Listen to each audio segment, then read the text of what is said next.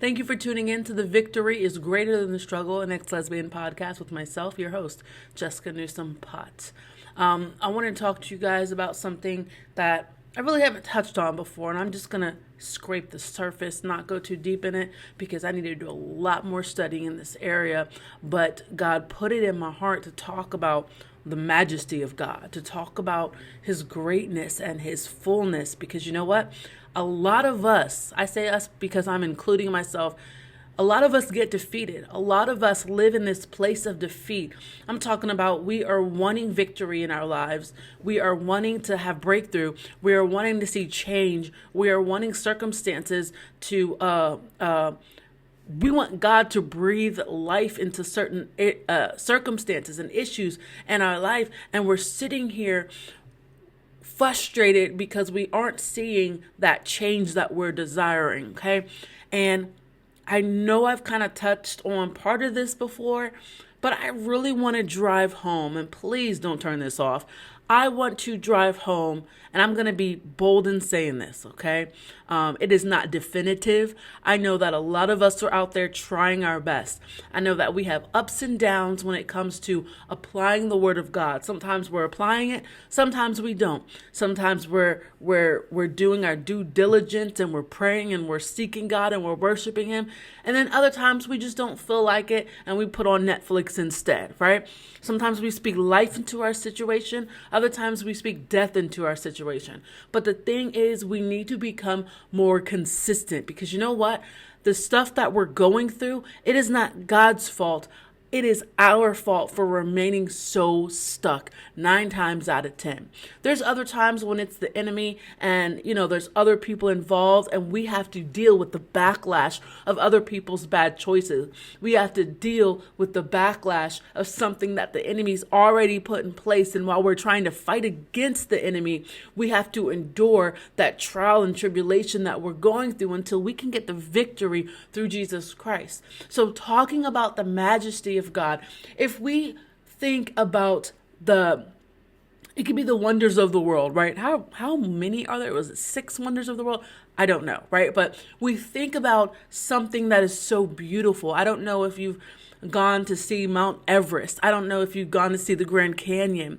I don't know if you've seen, just anything on this earth that we deem beautiful. People that have gone to outer space, right? To be able to, from afar, look at the earth, right? And just see it, not in a picture, but to see it live and up close, to see this perfect sphere that God has created and breathed life into, right? And just created seas and oceans and mountains and people and life, right?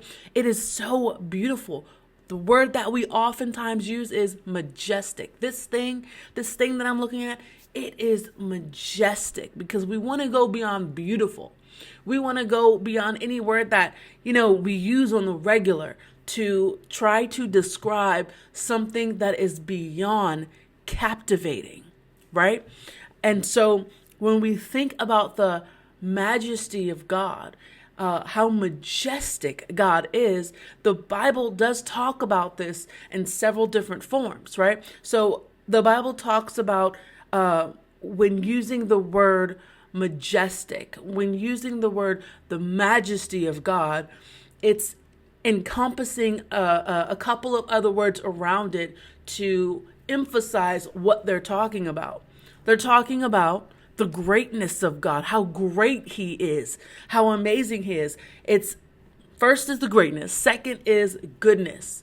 His goodness that endures forever. The goodness of God that is in our life, that is in the lives of other people, whether we deserve it or not. The goodness of God surpasses any type of goodness that we have experienced on this earth, because no one can be as good and loving as God. Third is the strength of God.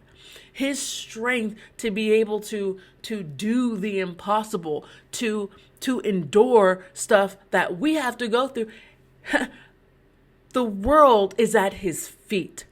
We have to endure stuff that goes on here in this world. We have to endure trials, tribulations, different circumstances. We have to endure the pain of losing people. We have to endure the psychological effects of bad things that have happened to us. But the strength of God far surpasses anything that we could ever imagine. His strength to defeat the enemy, his strength to stay a million steps ahead of the enemy, his strength to do what needs to be done because he knows better than us is phenomenal. Number 4, just the bigness of God. Right? Literally the bigness of God. He is not our size, right? He does not think on the scale that we think. He is so much bigger than what we could fathom, right? The earth is at his feet. He uses the earth as a footstool, okay? God is big. He has no form, right? He is huge. We can't fathom the greatness of God, the bigness of God.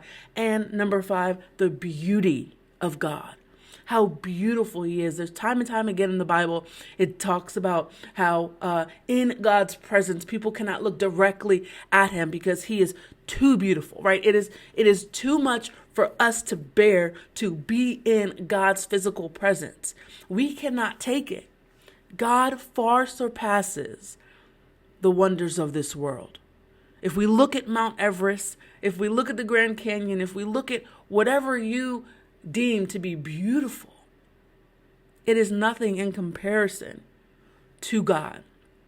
Now, I say all of that to say this, right? First Chronicles 29, in it talks about, I'll just read it. Blessed are you, O Lord, the God of Israel, our Father, forever and ever. Yours, O Lord, is the greatness and the power and the glory and the victory and the majesty. For all that is in the heavens and in the earth is yours. Yours is the kingdom, O Lord, and you are exalted as head above all. Both riches and honor come from you, and you rule over all. In your hand are powerful or power and might, and in your hand it is to make great and to give strength to all. And now we thank you, our God, and praise your glorious names. Sorry about that. God is so much bigger than our situation and our circumstances. We get caught up in our feelings way too much. What I want to call us out on, and I said in the beginning, we try, but a lot of times we don't try hard enough. A lot of times we are not consistent in following through what God is calling us to do, to complete, how he wants us to renew our mind, how he wants us to turn away from sin, how he wants us to change our heart, turning from the world and desiring the world and desiring the flesh and desiring money and all of these things that we exalt above God. He wants us to turn from that and turn our hearts towards him, to worshiping him, to praising him, to thanking him, to trusting him, because what we were created for is to worship, right? And so the overflow from all of this stuff, the overflow from obedience is change in our life, change in our mind, how we think, change in our circumstances.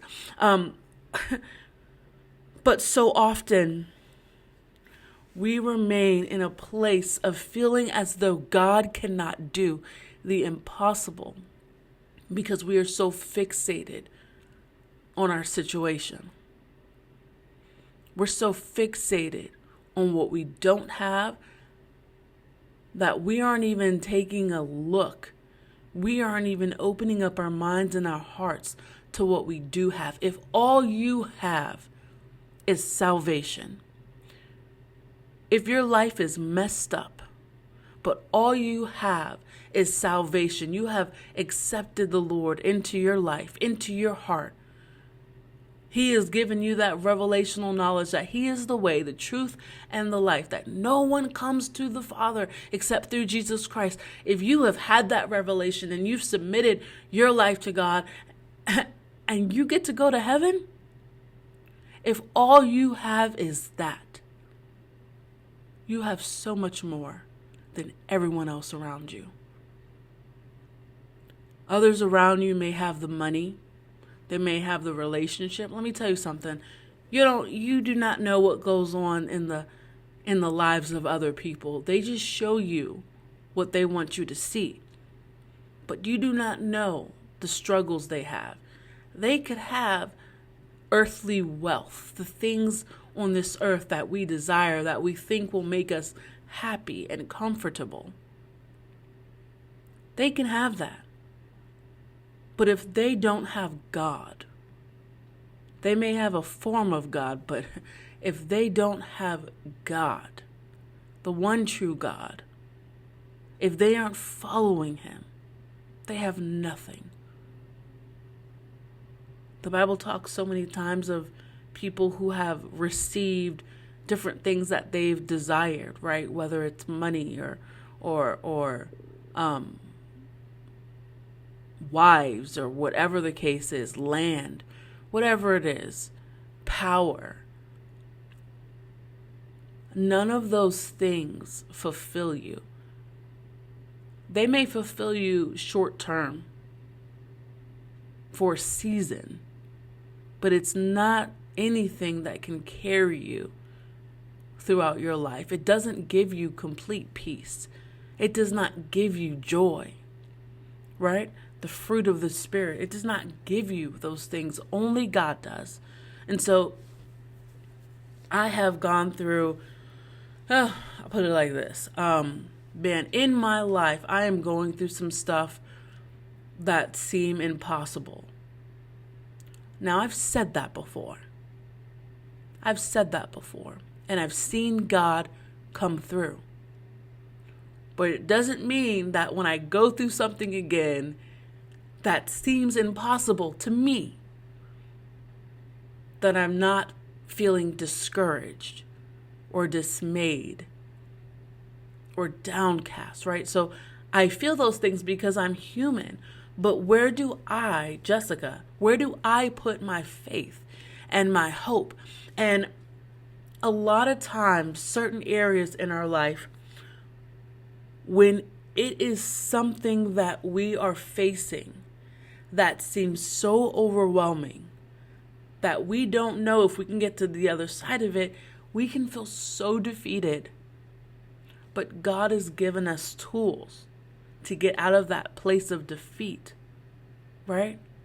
And so he's given us the Bible, and unfortunately, so many times we just look at that Bible like it's a book with words and no life within the words, within the text. But it is. I have been so encouraged over the past couple weeks as I'm going through certain stuff. I've been so encouraged. I have had peace where I should not have had peace. I have had joy when I should not have had joy, right?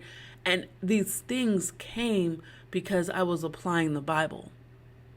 I am choosing to worship in spite of my circumstances. I'm choosing to do things God's way instead of the way of man, right? How many times do we get advice from other people?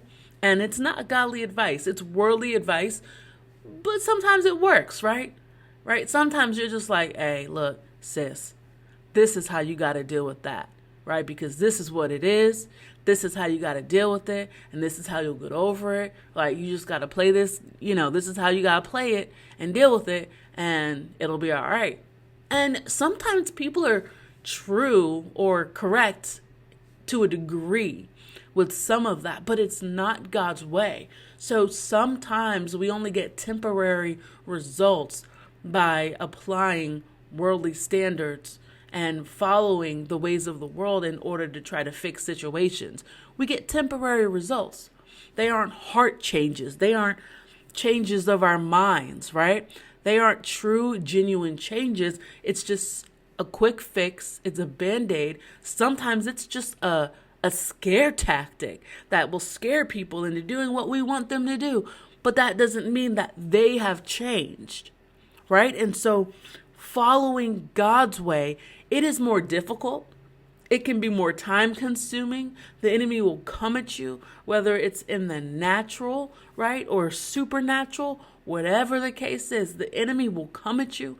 But at the same time, God is also coming at you too.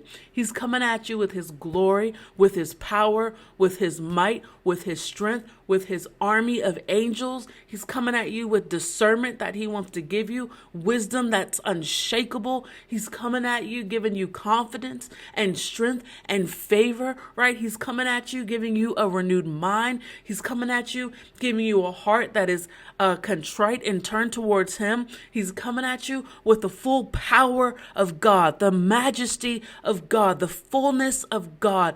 He's coming at you with that to put that stuff on you so that you could use it to defeat the enemy, so that real change can occur in your life, so that real hope can manifest in your life. Not temporary stuff, but permanent stuff that will last for ages.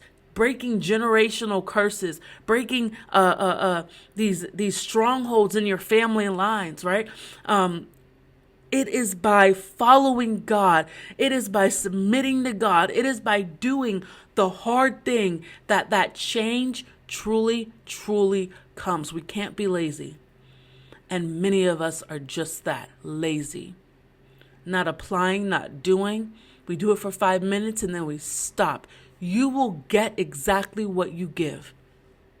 You will get in your life exactly what you give. And if you give a little, you will receive a little. If you give nothing, you will receive nothing, and you will stay stagnant. So I encourage you to push through in the things of God.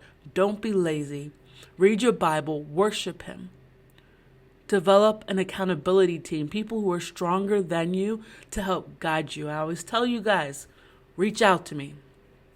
You can go to www.loveatthecross. Click on contact me. Shoot me an email. All right. That's loveatthecross.rgv@gmail.com. I'll hit you up within 48 hours or 72 because I have a newborn. Okay. I want to talk to you. I want to hear your heart. I want to be your accountability partner. I want to help you. I want to come alongside you and give you wisdom and encouragement to help you overcome the enemy in your life. Why? Because I have people that do that for me. I see how God's way works, and I don't want to just be someone you listen to or watch on YouTube. I want to partner with you. People ask, how much does it cost? It costs nothing. It costs your time. That's what it costs. It costs your time to talk to me. I'm here for you. I love you guys. Thank you so much for tuning into this podcast. I'll see y'all next time.